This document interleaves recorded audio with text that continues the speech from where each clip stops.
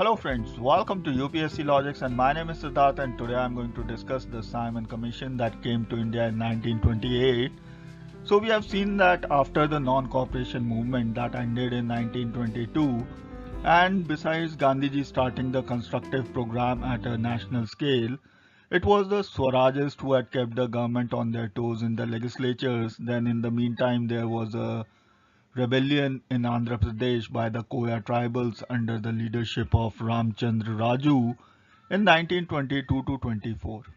Besides that, there were the Akalis in Punjab who had fought the colonial powers and the Satyagrahis who had actually rushed to save the honor of the national flag in Nagpur in 1923. So besides these few scattered incidents, not much happened from 1922 to 1928, and it was the coming of an all-white commission to decide the fate of India that led the spark to grow into a fire once again. So let us have a look at the Simon Commission and what it was all about and what were the outcomes of this particular commission.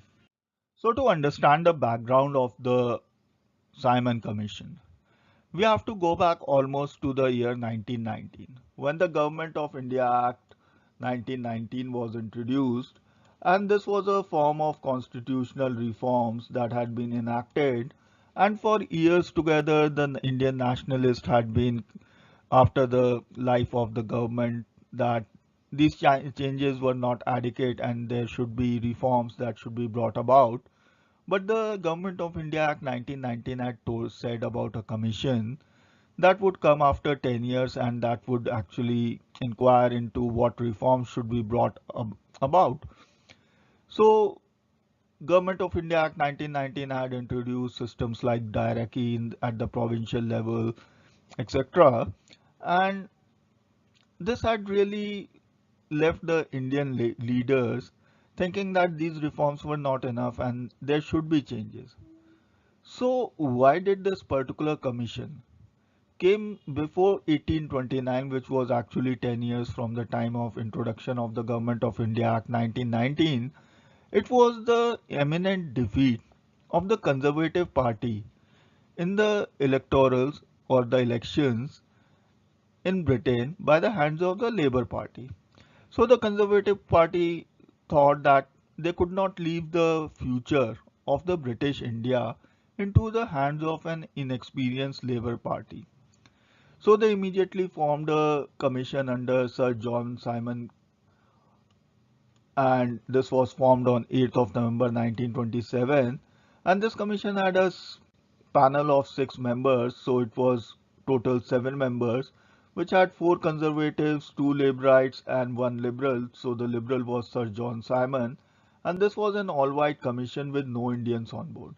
So that was the biggest controversy about the Simon Commission, that it did not have a single Indian member while it was going to decide the future of India or the constitutional reforms that they were going to bring about in India. Now let us have a look at the members of the commission, and of course it was John Simon who was a MP for Spen Valley and was a liberal and was the chairman of the commission. Then there was Clement Attlee, and he was an MP for Limehouse and belonged to the Labour Party. And Clement Attlee has got a very big role to play in the independence of India. So Clement Attlee, when he came on the commission and he travelled across India and saw the condition of the people in India, he was greatly moved. And by 1934, he had made up his mind and had been saying across England that the British rule was not really benefiting the people of India and the people of India should be given independence. So this conversion of Clement Attlee or the thought process of Clement Attlee changed when he visited India as a part of the Simon Commission. And in fact, in 1947, we know that Clement Attlee was the Prime Minister of Great Britain when India was given independence. So we can say that Simon Commission was not an all bad commission. It actually changed Clement Attlee, and he was the person who actually worked towards independence of India. And as a matter of fact, he was able to grant India independence in 1947, And this is a big thing, that somebody who has been working towards something for 15-20 years is finally able to give or grant something that he wanted to. So this is a great thing that we should take from this particular Simon Commission. So anyways, so the next member was Harry Levy Lawson, and he was the first Viscount Burnham and belonged to a conservative party. Then Edward Cadogan was there, who was the MP for Finchley and belonged to the Conservative Party. Then Vernon Hartson, MP for Ogmore Labour.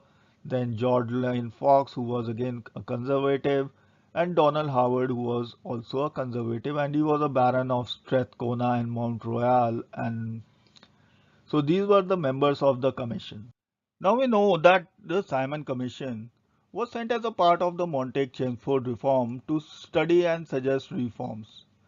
So we know the reason why they came before 10 years, as it was said in the Montague-Chelmsford reforms that a commission would be sent after 10 years, and they were supposed to inquire into the working of the system of the government and to report on the desirability and extent of establishing the principle of responsible government. So this particular commission was also to understand whether India was ready for the dominion status. And in fact, the cry for dominion status had been going around in India, and Viceroy Lord Irwin had actually announced that they were going to grant dominion status to India on October 30, 1929. So this particular commission was basically sent to study the reforms that could be brought about in the Government of India Act 1919 and what changes could be brought in the governance of India. Now there were widespread protests against this particular commission, and there was a political and a social boycott. So Congress, as early as December 1927, when they met for their annual session in Madras, had decided to boycott this particular commission. Then the All India Liberal Federation under Tej Bahadur Sapru decided that they were going to boycott. Then the Muslim League under Muhammad Ali Jinnah, the Hindu Mahasabha, and others called for the boycott of this commission. So there was a faction of the Muslim League, and there were representatives of the special groups like the Anglo-Indians. There were some leaders of the downtrodden who decided that they were going to welcome this particular commission.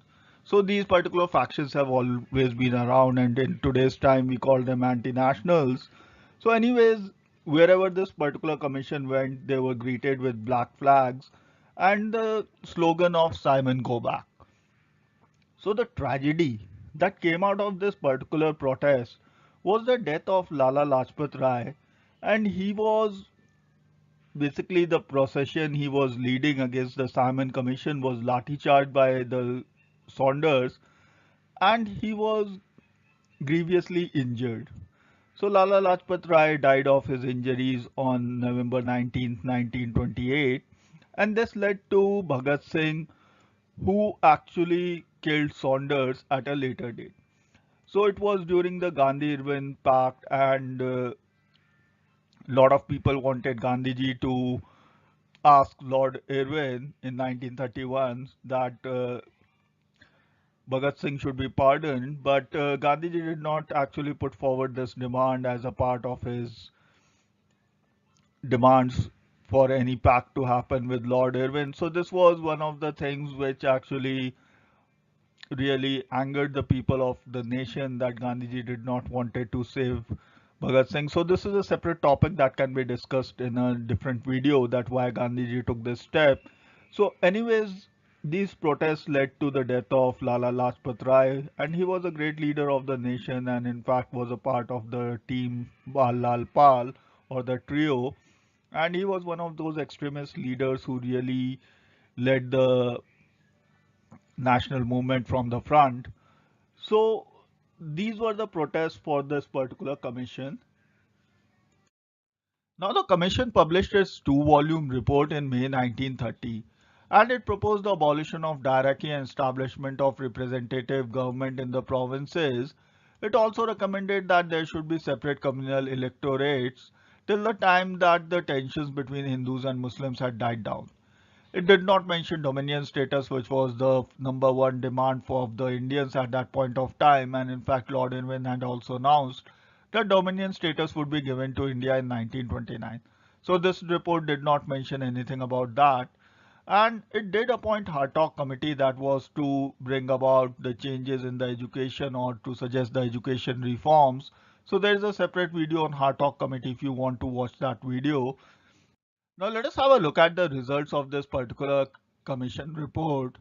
And it was rejected by all the major parties as it was expected. Lord Irwin found the findings to be lacking in imagination and tried to divert the attention of the national leaders to the roundtable conference that was coming up. And this particular report was also outpaced by events like Nehru Report and the Viceroy's declaration of promising dominion status on October 31st, 1929. So it did set up the course for implementing the Government of India Act 1935, and that was the only thing that came out of this commission, except another thing was that Clement Attlee had a change of heart, and he was the one of the British leaders who actually advocated for independence of India. So this brings us to the end of the video on the Simon Commission, and I hope you have understood the topic, and I've tried to cover all the major points that this commission included. So if you have enjoyed this video, do like and subscribe to the channel, and don't forget to press the bell icon to get the latest notifications from UPSC Logics. Thank you and Jai Hind.